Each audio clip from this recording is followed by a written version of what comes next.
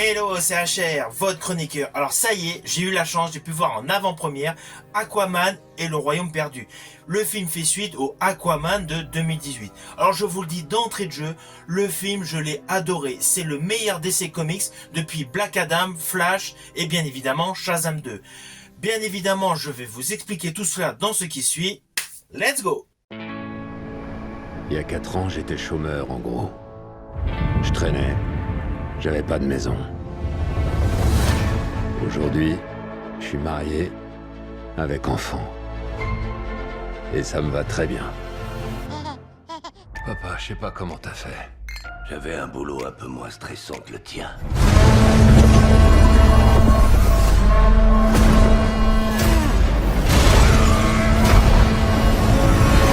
Ah ouais, j'ai enfin décroché un boulot. Je suis roi de l'Atlantide.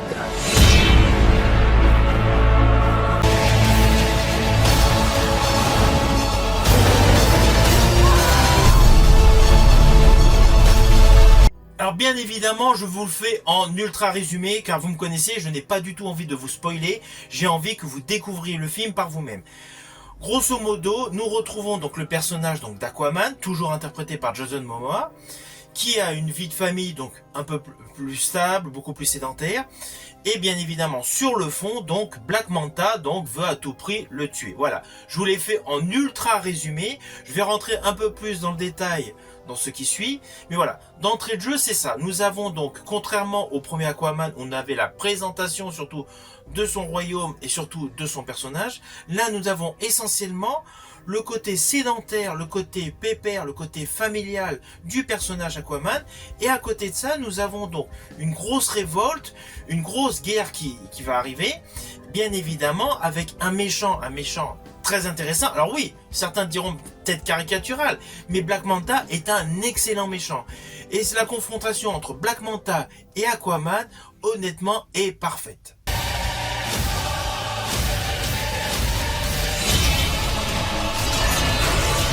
Alors j'ai particulièrement aimé la scène d'ouverture de ce film, scène d'ouverture qui se produit donc en pleine mer, c'est une mer agitée. Nous découvrons un cargo avec des hommes qui ont apparemment fait une prise de cargaison ou autre chose. Là, Aquaman surgit de l'océan pour défendre les intérêts du capitaine de ce cargo.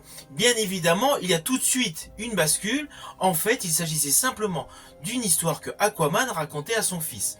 Et oui, vous avez compris, Aquaman, je vous ai dit, il a une vie sédentaire, il s'occupe principalement de son fils en dehors de quelques missions, et il raconte ses aventures en jouant avec des personnages déjoués, donc, pour son fils. Nous avons ainsi donc un contraste scène d'action et scène familiale avec son enfant. À cela s'ajoute un monologue qui nous raconte la posture, la position actuelle donc d'Aquaman, et assez rapidement, on arrive à une discussion entre le père d'Aquaman et Aquaman, donc, qui est davantage porté sur l'émotion. Voilà, vous avez compris, le film, juste par cette scène d'ouverture, est un amalgame, un condensé du thème, de la thématique de ce film. Ça va être de l'action, de l'aventure, un côté familial et bien évidemment de l'émotion. Et ça va être ça pendant tout le film. Alors oui, il y a une histoire derrière, avec donc Black Manta qui va à tout prix se venger, avec l'histoire d'un trident qui est récupéré, d'un monde perdu. Mais principalement, nous avons donc de l'action, de l'émotion, et de l'humour, avec de nombreuses punchlines complètement décalées et des jeux de mots très rigolos par rapport aux protagonistes qui les utilisent. Alors oui, les lignes de dialogue sont assez simplistes dans de nombreux plans séquences, c'est une évidence, mais pour ce type de film, on n'a pas besoin de dialogue extrêmement recherché. Il nous faut juste du concret pour que l'action arrive et pour que l'émotion se mélange, ainsi de suite. Qu'il y ait une réelle vitalité entre les lignes de dialogue qui constituent l'arc narratif global de ce film. Film qui est parfaitement construit et surtout qui a une belle saveur parce que nous retrouvons des valeurs propres qui sont présentées tout au long de ce film, malgré que ce soit un DC Comics, un côté donc adaptation donc de bande dessinée. Il y a la valeur fondamentale de la famille. Il y a la relation, vous l'avez vu dans la bande-annonce, on retrouve le frère d'Aquaman. Bien évidemment, sa relation avec son frère est largement exploitée. Et Patrick Wilson démontre parfaitement toutes les différentes émotions qu'il peut avoir par rapport au comportement et aux attitudes d'Aquaman. L'histoire donc passe par différentes étapes et honnêtement James Wan dans ce film a voulu faire énormément de clins d'œil cinématographiques et surtout des références à des grands classiques. On est obligé, lorsque l'on voit tout l'entourage de Black Manta, à penser aux bases des méchants dans les James Bond version Sean Connery, version Roger Moore. C'est une évidence. Il y a de nombreux passages également qui font référence à la saga Star Wars. Je vous le dirai bien plus loin dans la vidéo, car il y a un petit élément qui peut s'apparenter à un spoil. Mais ce sera à la fin de la vidéo, enfin vers la fin, et bien évidemment, juste avant, je repréciserai que vous approchez d'un spoil. Mais là, tout de suite, il n'y en a pas. Ainsi, le déroulé de l'histoire est totalement cohérent. Et honnêtement, le côté massif, le côté donc hyper viril de Jason Momoa colle parfaitement avec toute son attitude, tout son comportement qu'il peut avoir dans le film par rapport à son frère. Et d'ailleurs, côté référence, lorsque Aquaman et son frère sont au gouffre du diable, vous serez obligé de penser, bien évidemment, au Voyage au centre de la Terre, version Dwayne Johnson, version The Rock de Disney. Les clins d'œil sont là. Et surtout dans la qualité visuelle, la qualité photo, on retrouve la même magie. Mais bien évidemment avec un côté très édulcoré, un côté très innovant en termes visuels. Avec ce film, on voyage énormément. Alors oui, bien évidemment, vous allez découvrir un monde sous-marin déjà exploité dans le premier opus d'Aquaman, mais là avec une étendue majeure. Vous allez découvrir un côté sociétal, sous-marin qui est extrêmement beau, extrêmement réaliste. Parallèlement, vous allez également voyager en Antarctique. Vous allez également voyager dans des plaines désertiques. Bref, le film montre de nombreux paysages radicalement différents, des paysages qui ponctuent globalement la planète, c'est-à-dire la neige, le désert, la jungle et l'océan. Les tableaux de notre belle planète bleue sont là. Alors oui, c'est une évidence, il y a un énorme message écologique tout au long de ce film. Mais c'est une très bonne chose par le biais d'un DC Comics de sensibiliser le public par rapport aux désagréments subis par la planète. Alors vous allez en prendre plein les yeux, les plans séquences sont de toute beauté. Et les moments de guerre, de bataille sont très fluides, sont parfaitement orchestrés, et le jeu des contrastes ajoute une plus-value en termes de visuel qui font que vos yeux vont rester collés à l'écran. Alors toujours côté visuel, j'ai adoré le bestiaire aquatique. Le bestiaire aquatique est énorme et fait largement penser à jadis la saga Star Wars. Alors concernant la réalisation, c'est à nouveau James Wan qui a réalisé donc la suite donc d'Aquaman. Aquaman qu'il avait réalisé donc en 2018. Alors on va pas se mentir, James Wan donc nous bluffe totalement avec ses effets visuels. Moi honnêtement j'adore particulièrement tous les effets visuels sous l'eau. Le côté des cheveux dans l'eau, etc. J'adore ça, je trouve que c'est extrêmement bien fait. Je suis totalement bluffé. Et ce qui est parfaitement amusant avec le diptyque Aquaman, c'est que avec ce registre, James Wan change radicalement de registre. Tout le reste de sa filmographie appartient au registre horrifique. Je pense bien évidemment à Saw. Bonjour, Dr. Gordon. Je veux jouer à un jeu. Le tueur au puzzle. Vous devez essayer de traverser ces barbelés. Évidemment, on pense également à Conjuring, Insidious, à tout le monde qu'il a créé, donc la Conjuringverse, avec les personnages d'Annabelle, film qu'il a également produit. Et on pense également à d'autres productions comme Malignante, comme Megan. Tu ferais mieux de courir.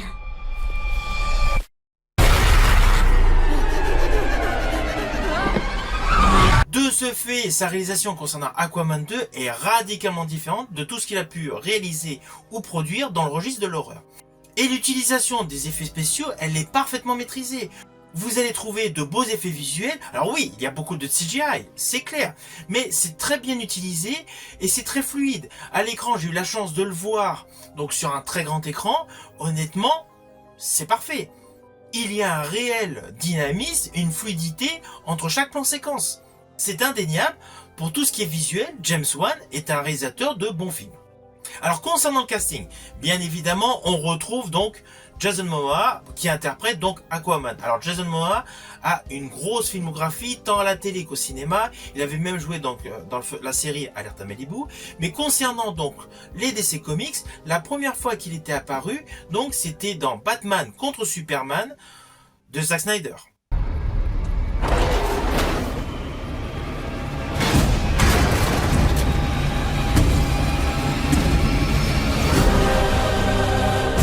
Évidemment, on l'avait revu donc dans Justice League. Alors d'abord la Justice League, la première version, puis dans le second montage, donc la version donc de la Snyder Cut, où là il avait beaucoup plus d'ampleur, beaucoup plus de présence. The age of heroes will never come again. et bien évidemment dans le premier opus d'Aquaman.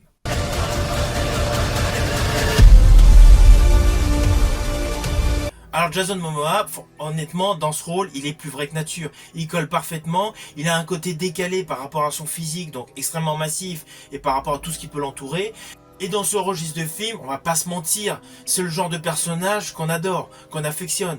De toute façon, dans tout ce qui est DC Comics, l'image masculine est toujours représentée donc par quelqu'un de très costaud, très viril, et Jason Momoa est vraiment dans cette interprétation, dans cette représentation iconique du super-héros masculin.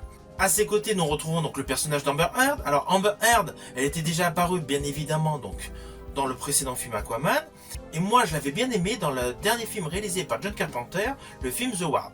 Et dans un autre film, un registre plus light, plus léger, aux côtés de Nicolas Cage, bien évidemment, je veux parler de Hell Drive. J'ai passé toute ma vie à attendre. Aujourd'hui, j'ai enfin un but. Je te suivrai jusqu'au bout. Toujours aux côtés donc de ces deux protagonistes, nous retrouvons bien évidemment Nicole Kidman. Nicole Kidman, donc qui a une très grande carrière, qui a commencé donc en 83, qui a eu de nombreux rôles, je pense à Billy Bidget, Horizon Lointain. Sa filmographie est intense, tant au cinéma qu'à la télé. Dernièrement, elle a été sur Paramount Plus dans la série Special Ops Lioness. Et moi, je l'ai particulièrement aimé dans un film phare, c'était L'interprète, aux côtés de Sean Penn. I'm an interpreter. I left some of my things in the sound booth. I had to go back for them. And at that moment, there happened to be a couple of fellows talking about an assassination in a language that you and... Alors bien évidemment, le rôle du méchant pour Yaka Abdul-Mateen, il est parfait. Cet acteur démontre parfaitement les émotions. On a vraiment l'impression, lorsqu'on le regarde, qu'il a la rage par rapport à Aquaman. Son jeu est très bon. Déjà, moi je l'avais particulièrement aimé. Je l'avais trouvé très expressif dans le film L'Ambulance. Je suis désolé, petit frère. Désolé de t'avoir embarqué dans cette histoire. Je voulais que tout redevienne comme avant. Tout comme ses nombreuses interprétations au cinéma, avec notamment le reboot remake récemment de Candyman. Si tu es venu chercher Candyman, un bon conseil, laisse tomber.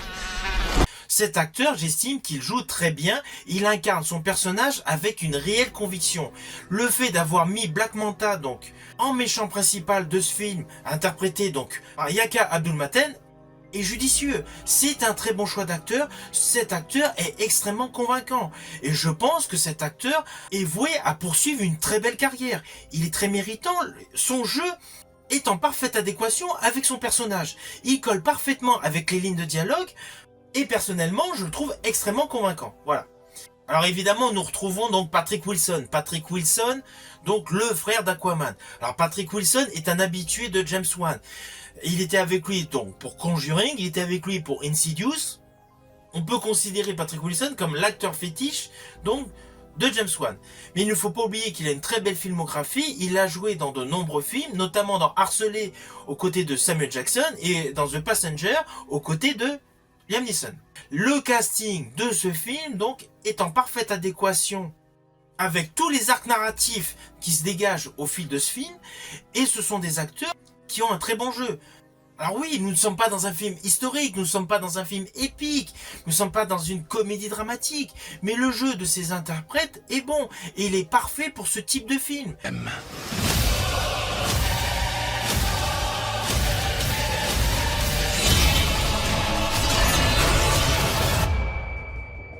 Et selon moi, Aquaman 2 est bien meilleur que les derniers films DC Comics qui sont sortis au cinéma. Alors oui, la réalisation de James Wan y est pour beaucoup. Oui, les effets spéciaux sont d'extrême qualité. Mais on va pas se mentir, un bon film ne se fait pas sans de bons acteurs. Et tout ce casting, tous ces protagonistes sont bons. On ressent une parfaite alchimie autour de ces acteurs. Alors attention, je vous préviens, ce que je vais dire maintenant peut s'apparenter à un spoil. Il y a un moment où Aquaman avec son frère, donc ils ont besoin d'avoir des informations, ils vont donc dans un monde sous-marin donc surtout une région qui est tenue par des pirates. Et c'est là que l'on pense aisément à l'opus Le Retour du Jedi avec bien évidemment Jabba le Hutt. Nous avons un monstre marin, il est vautré de la même manière que Jabba le Hutt sur un espèce de canapé, une espèce de coquillage que faisant office de sofa. Et l'ambiance, l'atmosphère avec la musique à côté, bref, on pense aisément à la grotte de Jabba le Hutt dans Le Retour du Jedi. Ça, c'était voilà un point visuel, qui peut s'apparenter à un spoil, mais ça ne vous cache pas du tout trop de détails scénaristiques. Mais c'est assez amusant. On ressent vraiment à ce moment-là que James Wan a voulu rendre hommage à la saga Star Wars. Alors il y a une autre scène qui peut s'apparenter à un spoil, c'est qu'à un moment nous avons donc Nicole Kidman qui se pose à côté de son mari, donc qui a été blessé à la suite donc de sa rencontre avec Black Manta. Donc lui il a un appareil d'oxygène, et honnêtement le moment où elle se met à côté de lui, regardant donc l'acteur qui fait le père d'Aquaman, qui est d'ailleurs jadis dans la saga Star Wars, donc Boba Fett, enfin bon bref, cette scène dégage énormément d'intensité, énormément d'émotion. C'est très court, c'est évident, mais cette séquence, elle est très émotionnelle, comme la séquence où Nicole Kidman prend dans ses bras donc Patrick Wilson et Jason Momoa, donc les deux frères, et les réconforte en disant « Je suis fier que vous allez travailler ensemble ». Voilà, ces deux scènes interprétées par Nicole Kidman sont très touchantes et surtout sont très émouvantes. Ça rajoute une plus-value également scénaristique au film, tout comme bien évidemment la scène finale devant les Nations Unies.